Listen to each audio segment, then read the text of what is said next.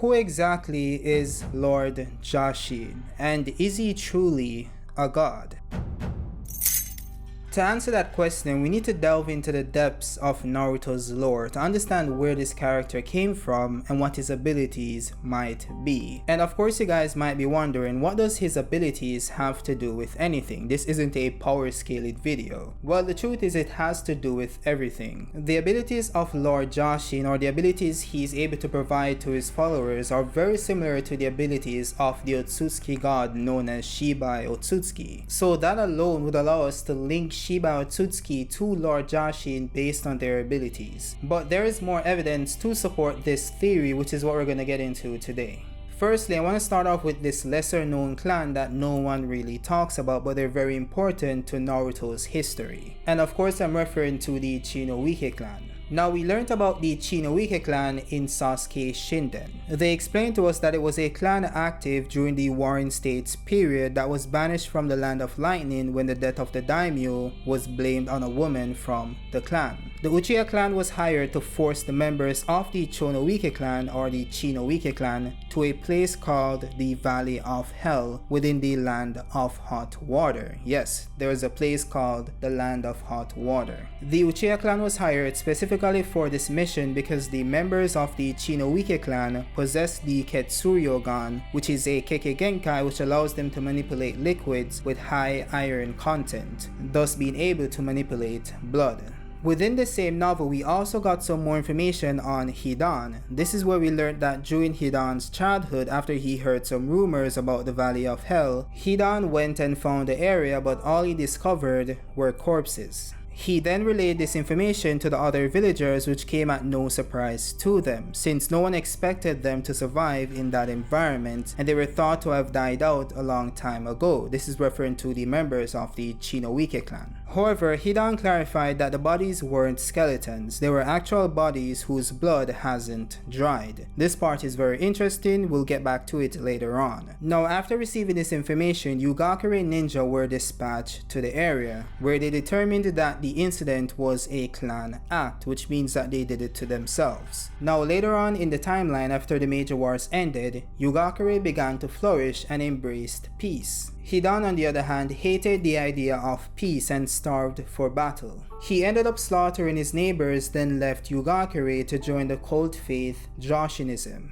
This religion worshipped a deity called Jashin, and it stated that their doctrine is "thou shalt kill thy neighbor," and as stated by Hidan, total slaughter is the motto of the Church of Jashin. It's also said that Jashinism believes death should not be feared. It should be embraced as a journey to the next stage, which is very interesting. Now, as it relates to abilities, Hidan gained immortality from Lord Jashin as a reward for his many massacres. This version of immortality basically grants him the inability to die from all causes, with exception of malnutrition. But immortality isn't the only ability he gained from Jashin. When using his other ability called Cursed Art Blood Right Death, once Hidan ingests an opponent's blood, it draws the Jashin symbol on the ground, which is a upside down triangle within a circle. Typically in most mediums, this symbol is used when trying to summon a demonic entity or its power, which seems to be the case here. When Hidan uses this ability, any attack done to his body is reflected onto his opponent, and due to his immortality, he doesn't suffer any adverse effects. There's also the body controlling manipulated blood technique that allows the user to inflict damages on an opponent using a voodoo doll. This was used by Ryuki, who is basically an Hidan follower from the Konoha Shinden novels, who basically has abilities similar to Hidan, only he got them through different means and they're not on the same level as Hidan's. So even to this day, Hidan is the only known true worshipper of Lord Jashin. The Hidden Leaf Village even put together an entire team to locate more information on the Jashinism cult, but couldn't find any information on it. So basically what I just said is the extent of what we know about Jashin and the Jashinism cult. Now let's get into what links him to Shibai Otsutsuki. So based on what we gathered from chapter 75 of Boruto, Shibai Otsutsuki is an Otsutsuki god. He traveled the entire cosmos for several millennia, constantly upgrading himself by constantly undergoing the process of karmic resurrection. That is by feeding himself to the god tree, and produced multiple chakra fruits which he then consumed. This allowed Shibai, according to Amado, to transcend this plane of existence. He no longer existed within his physical body. He no longer needed it. He transcended to a higher state in another dimension, per Momoshiki's statement. Now Amado also said that it could be that someone did in fact kill Shibai, and that's why his body remains. But him ascending to another dimension does sound more interesting. Now what this means is that Shibai is now a spiritual entity that transcends the physical realm, which does sound like an actual god.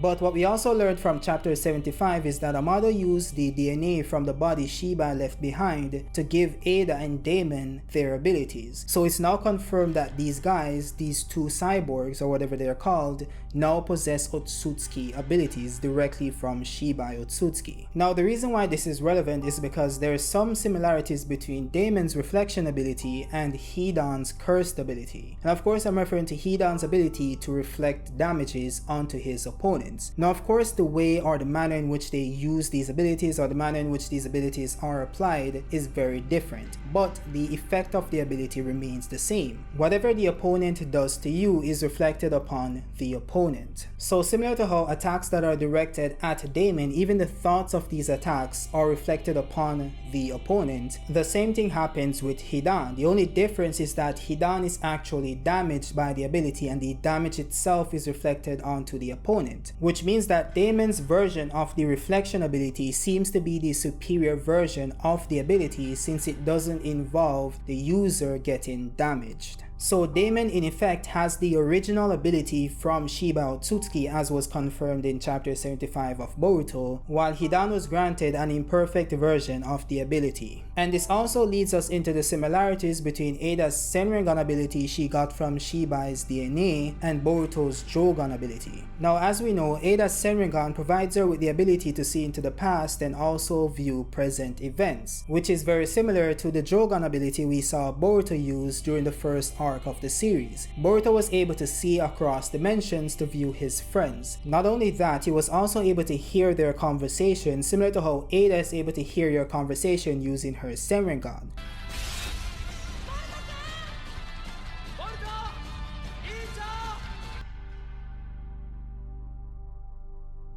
So Boruto and Ada has a very similar ability in that they're able to view present events, and they're also able to hear the conversation of the person they are viewing. And if you watch my prior video on the truth of Boruto's Jogan, I explained why I believe that Boruto awakened the Jogan using Shibai Otsutsuki's DNA, and that was given to him by Toneri Otsutsuki, which is why Oroshiki said that Toneri did something to Boruto to prepare him against the Otsutsuki. If you need more information on that theory, you can go watch that video, then come back to this one. So in essence, I believe that Boruto's Jogan, Ada's Senringan, and Daemon's dojitsu all came from Shibai Otsutsuki's DNA. And even though Shibai Otsutsuki, as shown in Boruto chapter 75, doesn't possess Ada's Senringan, that doesn't really mean that it didn't originate from Shibai Otsutsuki. I mean, it was explained to us in the chapter itself that Ada's Senringan ability came from Shibai Otsutsuki. So the dojitsu she's using to manifest this ability must also come from Shibai Otsutsuki.